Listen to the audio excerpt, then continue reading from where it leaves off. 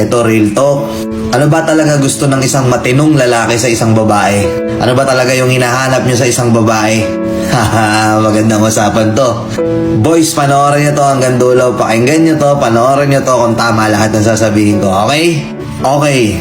Akala kasi nung ibang mga babae, ang gusto lang ng lalaki sa isang babae, maganda, sexy, maputi, chinita.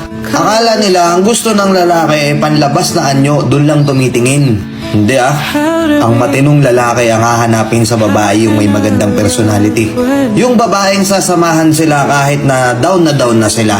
Yung babaeng nandyan kahit wala ng taong sumusuporta sa kanila. Yung babaeng nandyan na pakikinggan lahat ng rants mo sa buhay. Yung babaeng aasikasuhin sila. Yung tipong pagod na sila galing trabaho tapos pag uwi nila may pagkain na. Pagising nila sa umaga bago pumasok sa trabaho yung uniforme nila nakaplansya na. Yung babaeng may pakialam sa kanila. May pakialam at sumusuporta sa mga pangarap nila. Yun ang hinahanap ng matinong lalaki. Yung babaeng hindi papabayaan yung magiging anak nila. Aasikasuhin. Ito pa nakakatawa dito Gusto ng mga matitinong lalaki yung babae na halos parang anak na rin sila ituring. Ang weird, no? Hindi pong papagalitan sila. Masungit yung babae.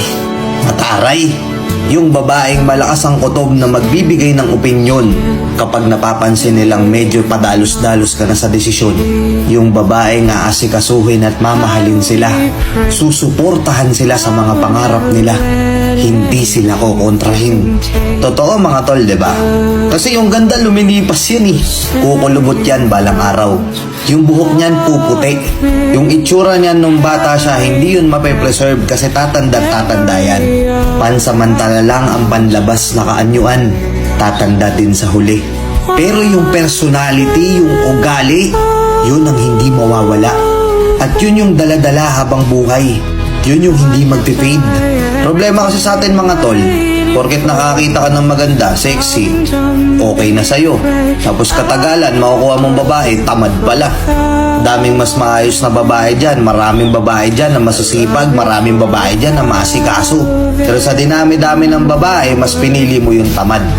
Tapos magre-reklamo ka, di kayo nakasikaso. Uuwi ka sa bahay, wala pang pagkain. Ikaw yung nagtatrabaho, ikaw pa magluluto. Kasi pustahan tayo dito sa comment section, napakaraming babae dito na sinayang, napakaraming babae dito na binaliwala dahil napunta sila sa maling lalaki.